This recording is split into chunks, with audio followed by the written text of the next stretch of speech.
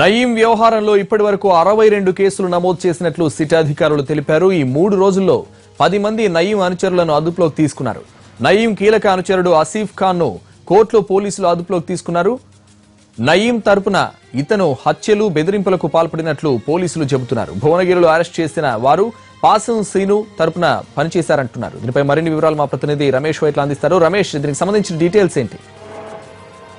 నయీం వ్యవహారాలు ఇప్పటివరకు మొత్తం 42 కేసులను సిట్ నమోదు చేసినట్లుగా సిట్ అధికారులు అధికారికంగా వెల్లడి జరిగింది. ఇలా ప్రధానంగా చూసుకుంటే భువనగిరిలోనే ఎక్కువ కేసులు నమోదైనాయి. మరోవైపు చూసినట్లయితే నయీం ముఖ్య అంశాల కోసం ఇప్పటివరకు కూడా పోలీసుల వేట, సిట్ అధికారుల వేట కొనసాగిస్తూనే ఉన్నారు. ఇప్పటివరకు చాలా మందిని సిట్ అధికారులు అరెస్ట్ చేసినప్పటికీ ఇంకా ప్రధాన అంశాలైన శేషన్నతో పాటుగా మిగతా వాళ్ళు కూడా చాలా మంది కూడా పరారులో ఉన్నారు. అయితే ఆసిఫ్ ఖాన్, ఏదైతే భువనగిరి చెందిన ఆసిఫ్ ఖాన్ ఇప్పటికీ ఈ కేసులో ప్రధానమైన కీలకమైన నిందితులని చెప్పవచ్చు.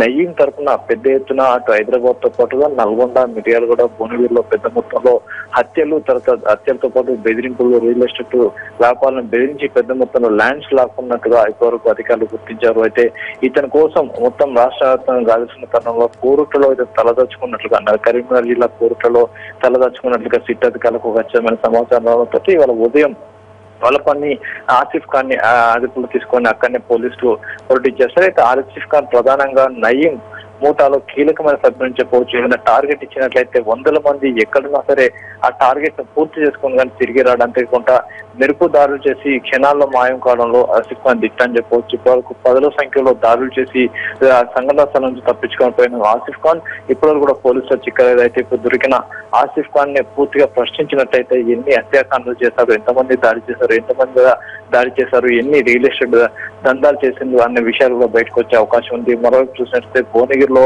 పాషం స్టీల్ తరఫున ఏదైతే 9 మంది ఇప్పటివరకు పనిచేసిన 9 మందిని సిట్ అధికారులు అరెస్ట్ చేసి వాళ్ళ రిమాండ్ కూడా తరలించారు. ఇందులో వీళ్ళంతా కూడా పాషం స్టీల్ తరఫున పనిచేస్తూ స్థానికంగా ఉన్న రియల్ ఎస్టేట్ వాళ్ళని బెదిరించి పెద్ద మొత్తంలో ల్యాండ్ లాక్కున్నారు. అంతేకాక 7 కూడా కిడ్నాప్ చేసినట్లుగా తేలింది. దీంతో ఇప్పుడు ఆసిఫ్ ఖాన్ తో పాటుగా ఈ మొత్తం 9 మందిని అరెస్ట్ చేసి అధికారులు రిమాండ్ తరలించారు.